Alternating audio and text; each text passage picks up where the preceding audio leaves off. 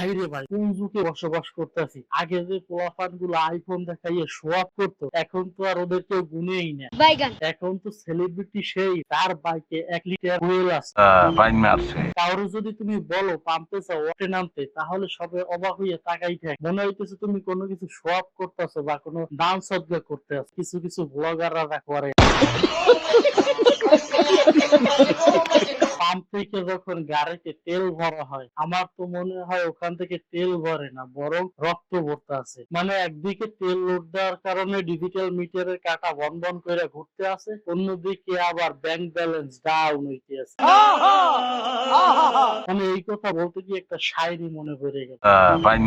পাম্পে গিয়ে মিটার ঘরে কলিজাটা পাম্পে গিয়ে মিটার ঘরে কলিজাটা ফাটে, তেলের দামে ধরা খেয়ে আমার জীবন ঘাটে। ধরেন ডিজেল লিটার প্রতি যদি 5 টাকা করে বাড়ে, তাহলে দেখা যায় বাসের ভাড়া আগে যা ছিল তার থেকে আরো 10 টাকা 15 টাকা এমনকি 20 টাকাও বাইরে আছে। লজিক হলো তেলের গন্ধের সাথে বাসের টাকারও দাম বাইরে গেছে।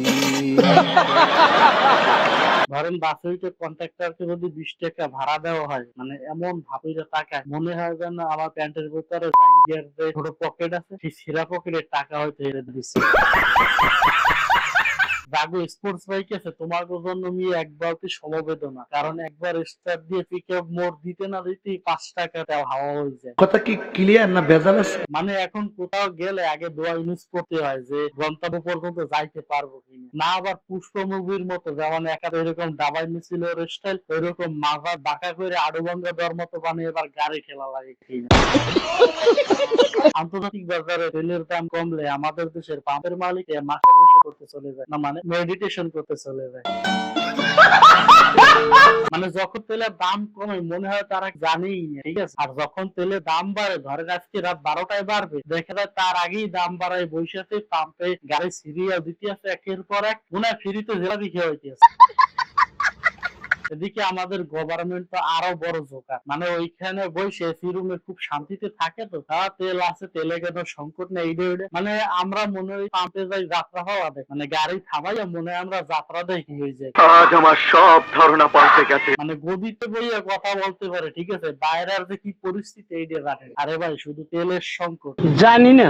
তেল, বিদ্যুৎ, গ্যাস, আর কয়েকদিন পর খাদ্য সংকট দেখা দিবে। হয় আপনি একটা জিনিস ভাবেন, তেল সংকট মানে গাড়ি ঘোড়া কম চলবে, পরিবহন কম হবে, পরিবহন না হওয়া মানে খাদ্যের দাম বাড়া, আর খাদ্যের দাম বাড়া মানে তো আমাদের মাথায় বাড়ি না। ঠিক বলেছিস। মানে তেলের দাম যে হারে বাড়তে আছে, এতে যাদের বাইক আছে কার আছে এগুলো ভাই বিক্রি করে দিয়া হয় ঘোড়ার গাড়ি কিনে চালান, আর না পারে যে সাইকেল কিনুন। তাহলে সাইকেলের দাম এখন বাড়বে। মানে বাংলাদেশের মানুষ তো সুবিধা পাবে, ওই ঘোড়ার গাড়ি, ঠিক আছে, আপনি খাইবেন ঘাস খাওয়াইবেন ঘোড়ারে, ওর পিড়ে চল্লি সব জায়গায় যাওয়া লাগবে, এছাড়া উপায় নেই তো ভাই। 115 টাকা 30 টাকা 40 টাকা দিয়ে ভাই পেট্রোল ডিজেল এইগুলো কিনলে তো আর পোষাইবে না।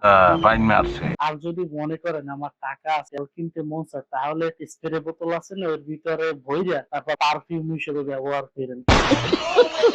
যাই হোক ভাই, আজকের মতো এখানে বিদায়, সবাই ভালো থাকেন। আর হ্যাঁ, অবশ্যই নতুন হলে সাবস্ক্রাইব করে দিন। আল্লাহ হাফেজ।